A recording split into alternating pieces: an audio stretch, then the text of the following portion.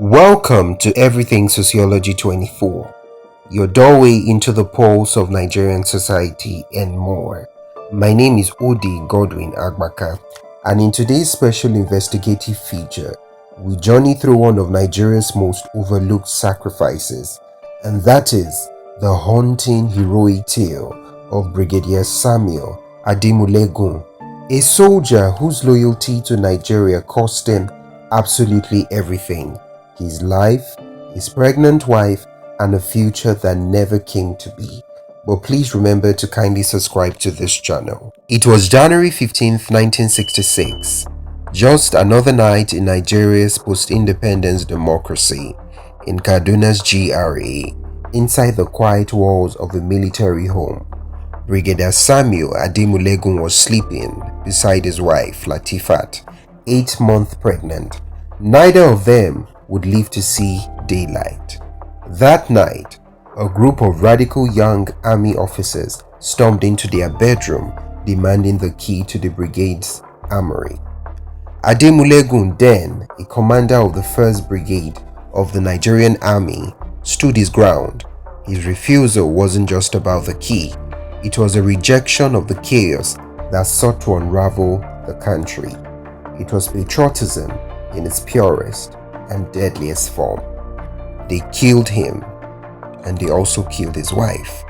They killed the unborn child, and then they erased their memory from the pages of Nigeria's honored history.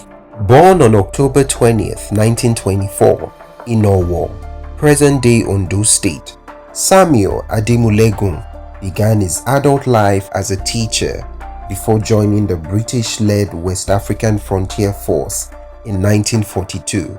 He rose through the ranks by sheer merit, standing out for his intelligence, eloquence, and commanding presence.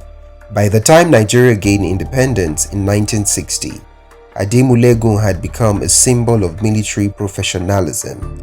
He trained at Sandals Military Academy in the UK, fought in Burma, served in Congo, and led peacekeeping operations in Tanganyika.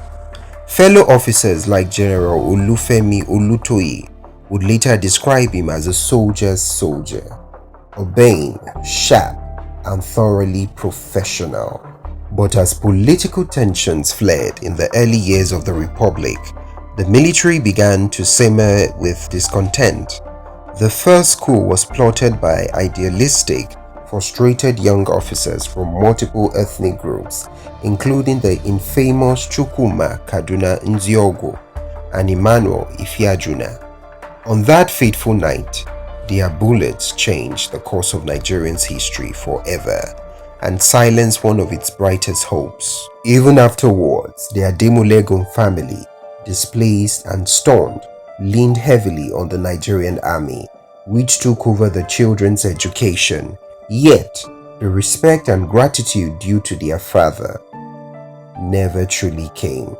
No national monument bears his name, no statue, no airport, not even the house he tried to build in Ondo has been completed since 1981. In 1981, Ondo State officials reportedly discovered unclaimed funds in Brigadier Ademulegun's name.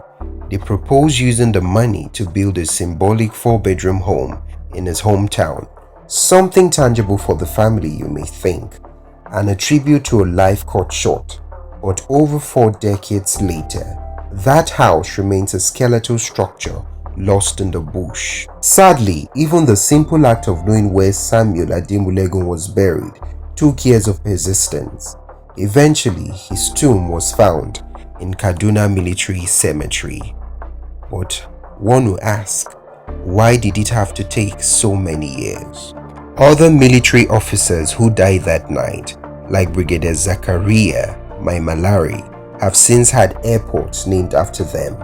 Streets in Abuja bear their names, but for Samuel Ademulegun, the only official gesture is a street in Area 10, Abuja. Hardly the honor fitting a man who died protecting Nigeria's sovereignty, if you ask. This isn't just about Samuel Ademulegun. It's about the kind of nation we want to be. If we forget those who died for Nigeria, Why should anyone else die for her tomorrow? Brigadier Samuel Ademulegun's story is not merely about death. It is about the duty, honor, and cost of serving a nation that often forgets its own.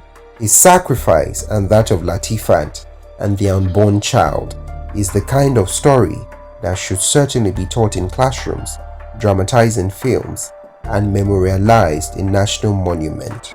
Until then, my name is Odi Godwin Agbaka, and this is Everything Sociology 24. Let's say his name. Let's finish everything. Let's remember him properly. Thank you for watching, and please don't forget to subscribe to this channel. Until I see you again, stay blessed.